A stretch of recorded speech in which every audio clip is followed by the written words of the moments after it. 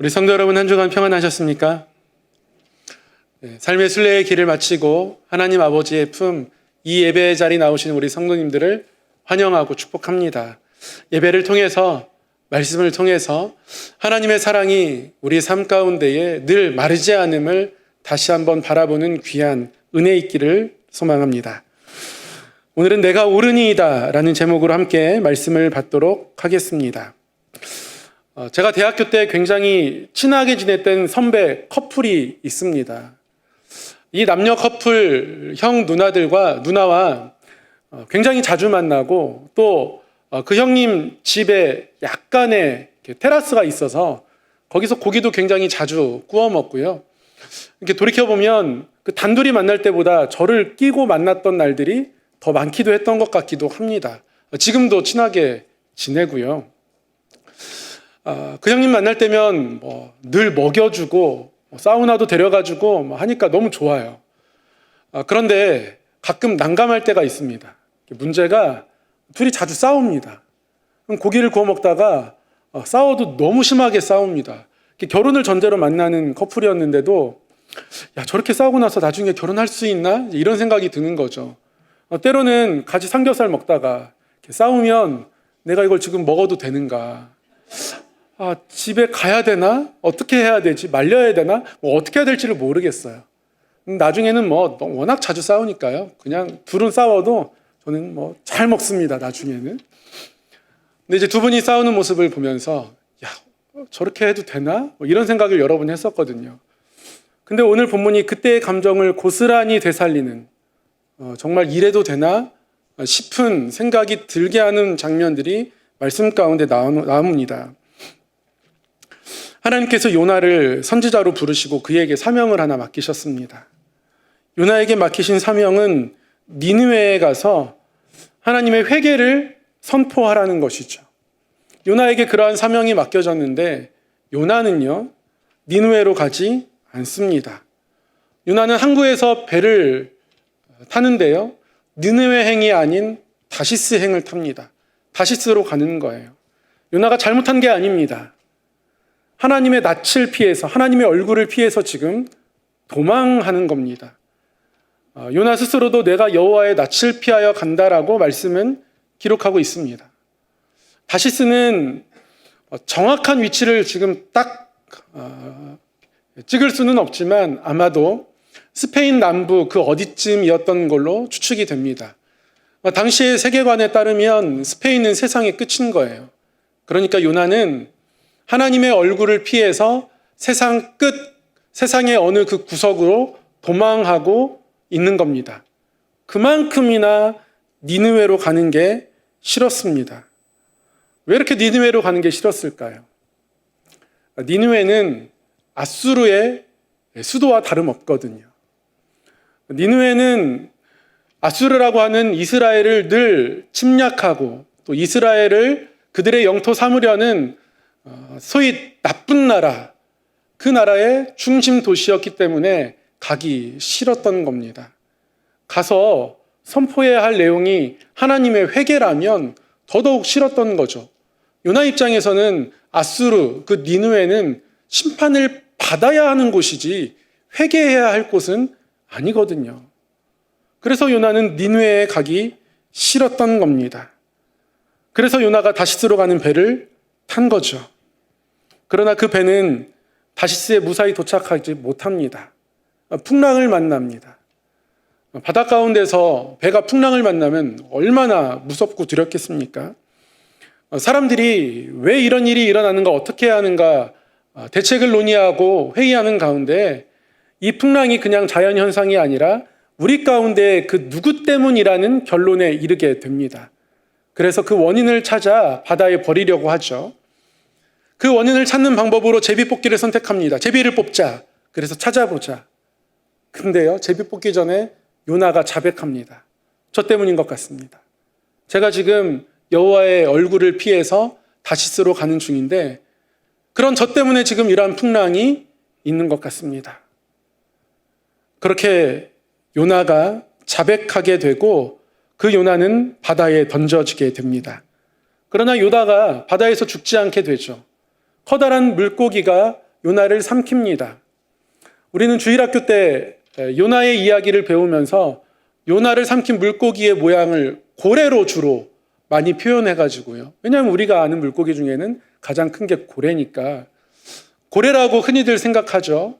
그리고 선악과도 흔히들 사과라고 생각하죠. 그렇게 그림으로 표현하다 보니까 알게 모르게 그렇게 인식된 것 같습니다. 원문에 보면 요나를 삼킨 물고기는 리워야단이라 하여서 그 실체가 알려지지 않은 어떤 미지의 생물체입니다. 그 미지의 생물체가 요나를 삼킨 것이죠. 하나님이 그렇게 하셨습니다. 뭐 지금도 우리나라뿐 아니라 세계 곳곳에 심해에는 우리가 알지 못하는 많은 생물들이 있을 거예요. 어떠한 생물체가 요나를 삼켰습니다. 그리고 요나는 그 배 안에 3일 밤낮을 있었습니다. 그리고 3일이 지난 후에 이 요나가 육지에 토해지게 되죠.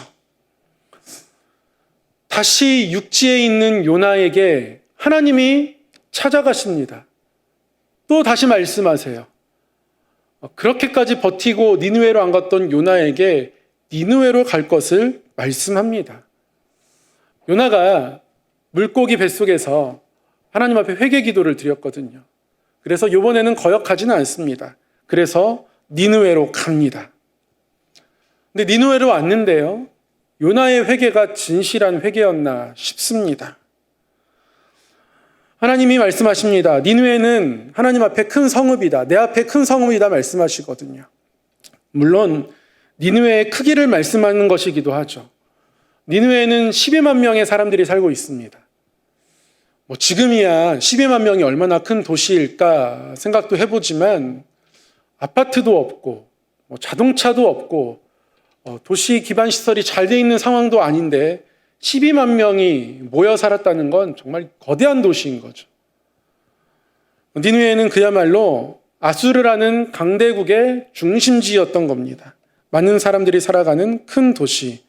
그러나 하나님이 하나님 앞에 큰 성읍이라고 말한 건 하나님이 생각할 때 이 성이 나에게 작지 않다. 이 성읍 또한 나에게 소중하다. 그런 하나님의 마음을 말씀하신 것이기도 하죠.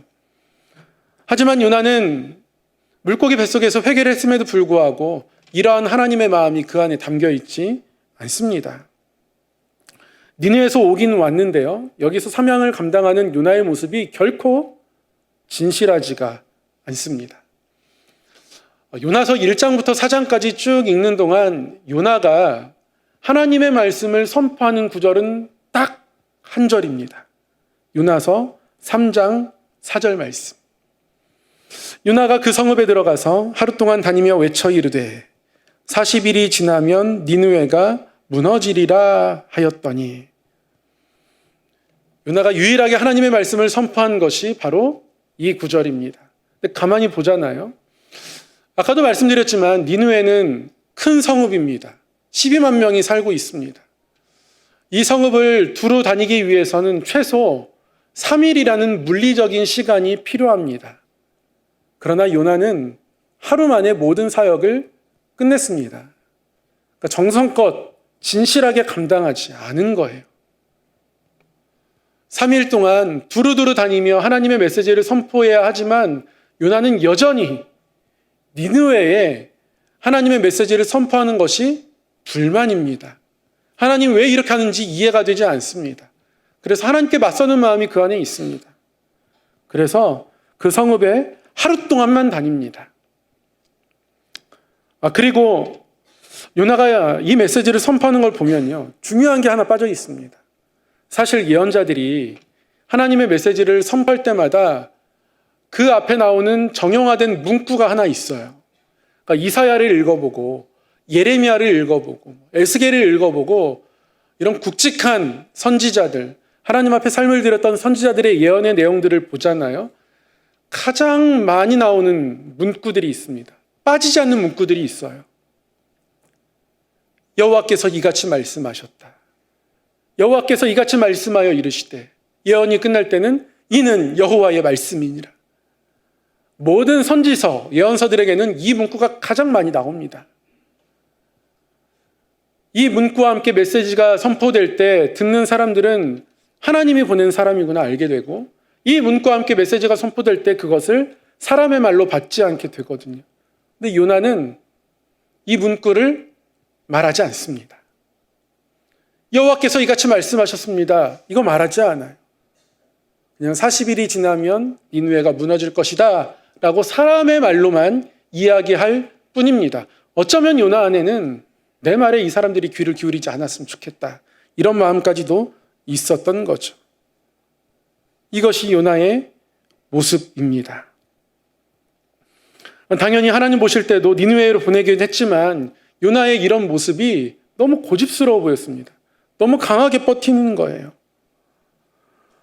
그런데 요나가 이렇게 건성으로 했는데도 불구하고 니느웨가 이제 회개를 하기 시작합니다. 사람들이 회개 운동이 일어나고 모든 백성들이 왕으로부터 끝에 이르기까지 베옷을 입고 하나님 앞에 회개를 하는 거죠. 그들의 강팍함과 강포함과 또 잔인하기로 유명한 백성이었거든요. 그래서 그들의 잔인함 이런 것들을 하나님 앞에 회개하죠. 이런 흐름으로 이어지자 요나의 마음이 화가 납니다. 요나의 마음을 4장이 매우 자세하게 기록하고 있는데요. 4장 1절에서 2절, 요나의 모습을 이렇게 기록하고 있습니다. 요나가 매우 싫어하고 성내며 여호와께 기도하여 이르되. 여러분, 이런 기도 보셨습니까? 싫어하고 성내며 하나님께 드리는 기도. 이래도 될까 싶은 거예요. 정말 사람이, 선지자가 하나님 앞에 이래도 될까 싶은 그런 기도가 요나의 입술을 통해 나옵니다. 여호와여, 내가 고국에 있을 때에 이러이러하겠다고 말씀하지 아니하였나이까? 그러므로 내가 빨리 다시스로 도망하였사오니 주께서는 은혜로우시며 자비로우시며 노하기를 더디하시며 인애가 크시사 뜻을 돌이켜 재앙을 내리지 아니하시는 하나님이신 줄을 내가 알았음이니이다. 이 기도의 내용이 뭡니까? 요나는 하나님을 아는 사람이었습니다. 알았다는 거예요. 하나님, 너무 자비로우셔서, 그래서 은혜로우시고 자비로우셔서 노하기를 더디하시고 그 인애가 너무 커서 결국 뜻을 돌이켜 심판을 내리지 아니하시고 용서하시는 하나님이신 줄 내가 압니다. 그래서 제가 다시스로 못 가는 것 아닙니까? 하나님을 알고는 있지만요, 하나님의 마음을 품어내지는 못한 사람이었던 겁니다. 그게 요나의 모습이에요. 그런데 어찌어찌 여기까지 왔는데 대충 하나님의 일들을 감당했는데 열매가 나타나는 겁니다. 자기가 바랬던 것과 정반대 방향으로 심판을 받아야 되는 것인데, 그런데 이들이 회개하니까 하나님이 어떻게 이 강대국 아수르가 이스라엘 백성들을 그렇게 아프고 힘들게 했는데, 그리고 결국 북이스라엘은 아수르에 의해서 멸망당하게 되거든요. 이런 아수르에게 이렇게 은혜를 베푸시나? 그러니까 요나는 계속 불만이 있는 거죠. 그래서 싫어하고 화내며 하나님께 기도하는 겁니다. 끝까지 자신의 고집을 꺾지 않습니다. 어떻게 이럴 수 있을까 싶으면서도 우리의 삶을 돌아보면 우리 역시 이럴 수 있겠구나 싶습니다. 나의 경험과 나의 오름이 우리에게 고집처럼 자리하고 있을 때가 있습니다. 하나님의 말씀이 그것을 꺾어내지 못하는 순간의 모습들이 우리에게도 있을 수 있다는 거예요. 프랑스 파리 남쪽으로 한 20km 정도 내려가면 베르사유라는 도시가 있다고 합니다. 혹시 우리 성도님들 중에서는 가보신 분도 있을 수 있겠습니다. 이 베르사유에 가면 아주 거대한 궁전이 하나가 있죠.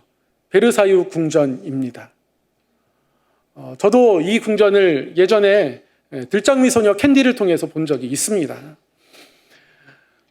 거대한 정원이 있고요. 정원 안에 운하가 흐를 만큼 아주 대단한 건축물입니다. 그 궁궐의 크기도 어마어마하고요. 방이 막 수백 개고. 그런데 이 베르사유 궁전 안에 또 사람들에게 많이 알려진 유명한 공간 하나가 있는데요. 이른바 거울의 방입니다. 약 500개의 거울이 벽면을 가득히 채우고 있고요. 천장에는 루이 14세가 이 땅을 다스리는 장면을 그림으로 잘 표현해서 신격화하고 있습니다. 한쪽 창문에는 빛이 팍 환하게 들어옵니다. 그야말로 사진 맛집입니다. 여기 가서 사진을 찍으면 어떻게 찍어야겠습니까? 빛이 들어오는 유리창을 등지고 거울을 바라보면서 거울을 향해서 카메라를 착각 누르면 내 뒤에서 마치 내가 천사처럼 이렇게 후광이 막 비치겠죠. 무려 길이가 거의 100m 가까이 이릅니다. 70m, 80m 정도 되는 거리를 걸어가면 계속 거울을 볼 때마다 천사처럼 빛나는 자신의 모습이 보이는 거예요. 그런 공간입니다. 루이 14세가 워낙 귀족들의 권력이 강하니까 그들을 누르고자 어떤 그런 정책을 펴는 가운데 그것이 너무 심하고 쌓이고 쌓여서 결국 자신이 신처럼 되고 싶었던 마음을 품었던 것 아니겠습니까? 그래서 루이 14세를 뭐라고 부릅니까? 태양왕이라고 부릅니다. 태양과 같은 존재가 되고 싶었던 거예요. 그런 그의 마음이 이런 건축에 나타나 있는 겁니다. 그러면서 자신이 빛나는 존재로 백성들에게 스스로 볼 때 그렇게 비춰지기를 바랬던 거죠. 근데 우리 안에 이런 거울의 방이 있을 수 있다는 거예요. 제가 저기는 못 가봤지만 놀이동산에 있는 거울의 방은 가보았습니다. 들어가면 수많은 거울들이 있거든요. 갑자기 탁 들어가면 저랑 똑같이 생긴 존재들이 확 많아집니다. 아이와 함께 들어갔는데요. 처음에는 그게 신기하고 좋았는데 근데 거기서 길을 찾는 게 그렇게 어려울 줄 몰랐어요. 길을 잘 못 찾겠더라고요. 뭔가 재밌기는 한데 이제 아이와 함께 들어갔는데요. 여러분 그 표정 아시죠? 입은 웃고 있는데 눈은 울고 있는 거. 아이의 표정이 그렇게 바뀌어가는 겁니다. 재밌어 하는데 뭔가 불안한 거죠. 나갈 수 있을까 이런 생각이 드는 거죠. 이때 부모의 역할이 뭡니까? 안정시켜줘야죠. 저도 그렇게 되고 있었던 것 같아요. 입은 웃는데 눈이 내려가고 있었습니다.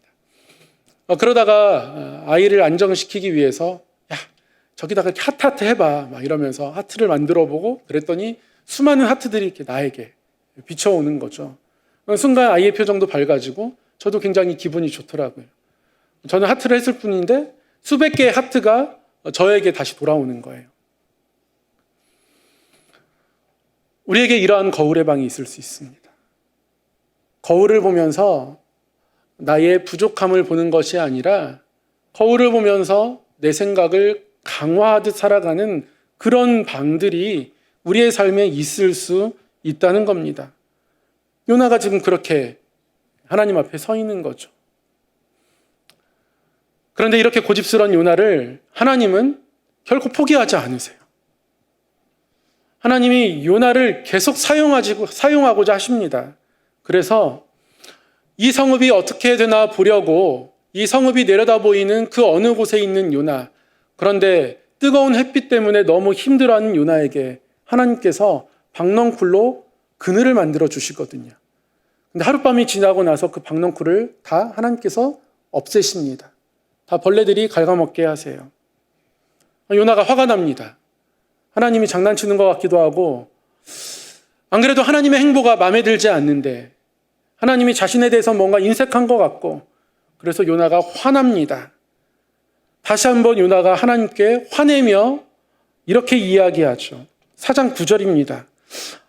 하나님이 요나에게 이르시되 네가 이 박넝쿨로 말미암아 성내는 것이 어찌 옳으냐 하시니 그가 대답하되 내가 성내어 죽기까지 할지라도 옳으니이다 하니라. 변화산 사건을 이야기하면서 그 환상 가운데 나타난 모세와 엘리야, 때로는 죽기를 구하며 하나님 앞에 무너져 내렸던 모습이 있었다라고 말씀드렸습니다. 요나는 좀 다르죠. 모세와 엘리야는 순종함 가운데 지치고 힘들었던 거고요. 요나는 지금 순종하기 싫어 죽겠다는 겁니다. 말 듣기 싫다는 거예요. 요나가 풍랑을 만났을 때 사람들이 제비뽑기를 해서 누구를 바다에 던질지 정하려고 했을 때 아까 말씀드렸잖아요. 먼저 자백했습니다. 이 요나가 양심적인 사람이라서 그런 게 아니에요. 진짜 니느웨 가기에 죽기보다 싫었던 겁니다. 차라리 죽는 게 낫지. 지금 그렇게 이야기합니다. 내가 옳습니다. 죽기까지 옳습니다. 죽어도 내가 맞습니다. 이게 요나의 고집이고 요나의 모습이에요. 그런데 하나님 계속 요나에게 말씀하십니다. 10절에서 11절에서 네가 하룻밤 너와 함께한 이 박농콩들을 이렇게 아끼는데 이 니느웨에는 좌우를 분별하지 못하는 사람이 12만여 명이 있다. 그들의 가축들도 많다. 근데 내가 어찌 아끼지 않겠느냐? 하나님 요나에게 이렇게 말씀하십니다. 그리고서는 요나서가 끝나요. 요나가 그 고집을 꺾었는지 안 꺾었는지 알 수가 없습니다. 열린 결말이에요. 우리가 우리의 삶으로서 내려가야 할 결말이기도 합니다. 하나님이 이런 요나를 포기하지 않으십니다. 흔히 우리는 사람이 변하지 않는다 이렇게 이야기합니다. 그리고 그 이야기에 정말 많은 사람들 공감하실 거고요. 저 또한 많은 부분에 공감이 됩니다. 맞습니다. 일생 동안 살아온 어떤 삶의 모습들을 변화시킨다는 것이 결코 쉽지는 않습니다. 일생 동안 품어왔던 생각들을 바꾼다는 것이 결코 쉽지는 않습니다. 그러나 그게 하나님 뜻과 맞지 않는 거면 바뀌어야죠. 중요한 거는요, 하나님이 포기하지 않으신다는 겁니다. 하나님이 변화시켜 가고 싶어 하신다는 겁니다. 그래서 우리는 늘 하나님 앞에서 하나님이 나의 어떤 부분들을 변화시켜 가고 싶어 하시는지 물어야 합니다. 다 됐다, 다 이루었다, 이게 답이다, 이게 모본이다. 스스로 그렇게 자신의 거울로 자신을 옳게 비추면 안 된다는 말씀이에요. 예수님이 이 땅에 오셨을 때 스스로 옳다 여기는 사람들이 있었습니다. 바리새인들, 서기관들, 율법을 워낙 잘 지키니까요. 그러나 이들은 오히려 예수님을 거절하고 거부하죠. 싫어합니다. 미워합니다. 그리고 죽이기까지 합니다. 이후에 예수님이 부활하시고 또 하늘에 오르시고 복음이 세상 곳곳에 전파되는 가운데에 오히려 이 예수님을 믿는 사람들은 유대인들보다는 이방인들이 많습니다. 대부분의 우리에게 알려진 교회들 이름도 다 이방인 교회입니다. 요한계시록에 나오는 7교회도 이방인 지역이고요. 에베소 교회, 빌립보 교회, 빌레몬 교회 다 이방 지역의 교회들이에요. 그러니까 이방 지역의 교회들이 점점 퍼져나가는 거죠. 어떤 사람들이 어떤 생각했을까요? 처음에 하나님을 저 유대인들에게 저 팔레스틴 땅에 계시하셨는데 그래서 그들에게 율법도 주셨는데 지금은 그들이 오히려 복음에서 떨어져 있다. 하나님이 율법을 잘못 맡기신 것일까? 하나님이 저들을 선택하신 것을 후회하실까? 이런 생각하지 않았겠습니까?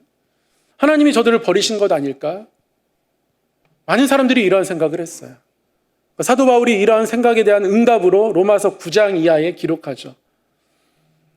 로마서 9장, 10장, 11장 이 석장은 왜 유대인들은 거절하고 있고 이방인들이 먼저 믿게 되었는가? 유대인들을 향한 하나님의 계획은 무엇인가에 대한 대답들입니다. 하나님이 주신 대답은 그거죠. 비록 저들이 참 감람나무이고 이방인들이 돌 감람나무이지만 돌 감람나무가 먼저 열매를 맺고 오히려 참 감람나무인 저들도 이 이방인들을 바라보면서 결국은 하나님께 돌아오게 되고 그래서 온 땅이 하나님 앞에 돌아오게 되는 것이 하나님의 뜻이다라고 하나님이 말씀하시면서요. 로마서 그 11장 끝부분에 하나님이 이렇게 말씀하십니다. 하나님의 은사와 부르심에는 후회함이 없느니라. 하나님의 부르심에는 후회함이 없습니다. 하나님 요나를 부르셨지만 후회하지 않으십니다. 고집센 사람, 괜히 내가 잘못 불렀다. 이렇게 말씀하지 않으신다는 거죠. 하나님이 유대인들에게 율법을 주셨지만 후회하지 않습니다.